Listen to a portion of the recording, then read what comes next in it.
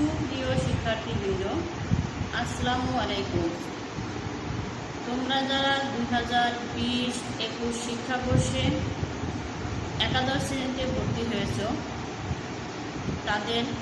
যাদের finance, banking ও বিমা রয়েছে, তাদের উদ্দেশ্যে আমি লেকচার নিচ্ছি। নাসরিন আক্তার, প্রভাষক, ফিনান্স, ব্যাংকিং ও বিমা, সরকারি শামসুর রহমান কলেজ, গোসাইরহাট, শরীয়তপুর।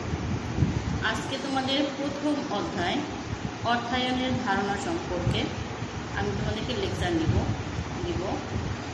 সেই ক্ষেত্রে আমাদেরকে প্রথমে জানতে হবে অর্থায়ন কী, যেটা আমরা ফিনান্স প্রথম পত্রে বলি।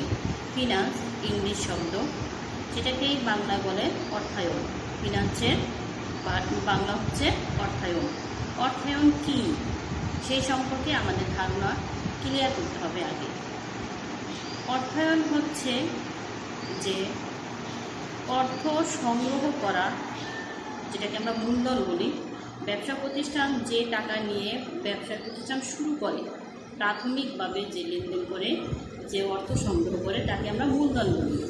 সেই মূলধন সংগ্রহ করা, ব্যবহার করা, সরবরাহ করা, বিনিয়োগ করা এবং ব্যবহার করার জন্য সহ যে সকল কার্যাবলী সম্পন্ন করতে হয়, তাকে আমরা অর্থায়ন বলি। তাহলে অর্থায়ন কোন কোন উৎস থেকে সংগ্রহ করা যায়, কোন উৎসে বিনিয়োগ করা যায়, বিনিয়োগ করলে সবচেয়ে বেশি মুনাফা অর্জন করা যাবে এবং মুনাফা বেশি অর্জন করতে গেলে ঝুঁকিটাকে মাথায় রাখতে হবে। সেক্ষেত্রে ঝুঁকির পরিমাণ সবচেয়ে কম কোন প্রকল্পে বিনিয়োগ করলে হয়, সেক্ষেত্রে সিদ্ধান্ত নিতে হবে।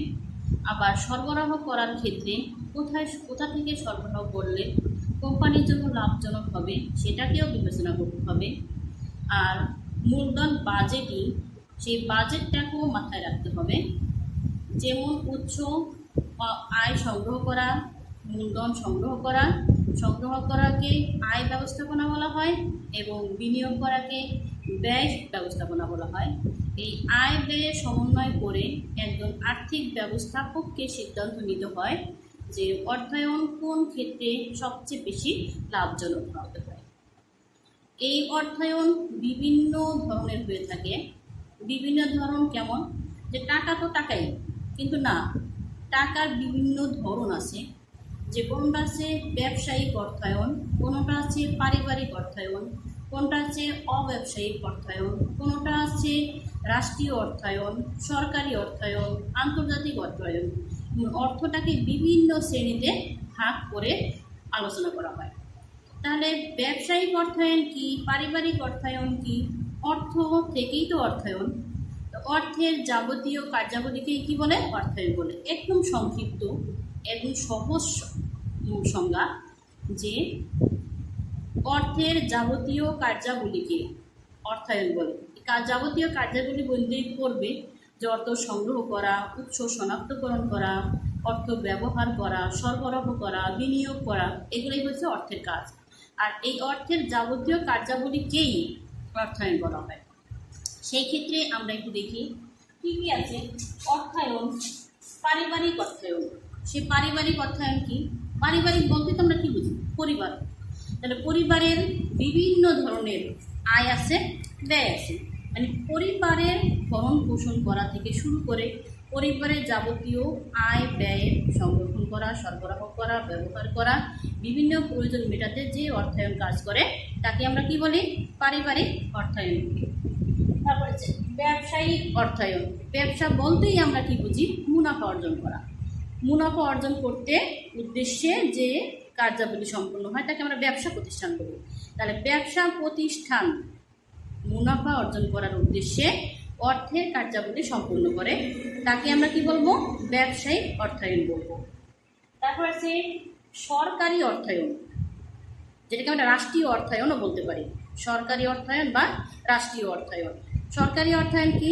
সরকার বিভিন্ন উৎস থেকে মূলধন সংগ্রহ করে, আবার ব্যবহার করে, সরবরাহ করে, এগুলো বিনিয়োগ করে, মানুষের কল্যাণের উদ্দেশ্যে, জনগণের কল্যাণের উদ্দেশ্যে অর্থ ব্যয় করে।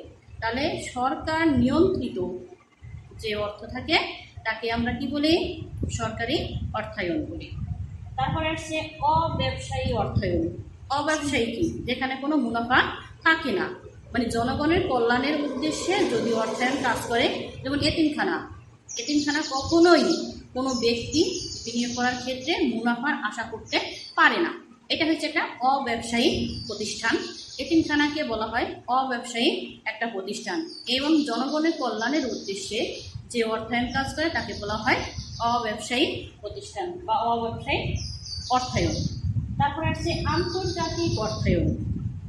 আন্তর্জাতিক মানে কি? নিজের দেশের বাইরেও অনেক সময় ব্যবসা বাণিজ্য হয়ে থাকে, লেনদেন হয়ে থাকে। অর্থায়নের ক্ষেত্রে যদি ইন্টারনাল আর এক্সটার্নাল দুইটা পদ্ধতি আছে, ইন্টারনাল এবং এক্সটার্নাল।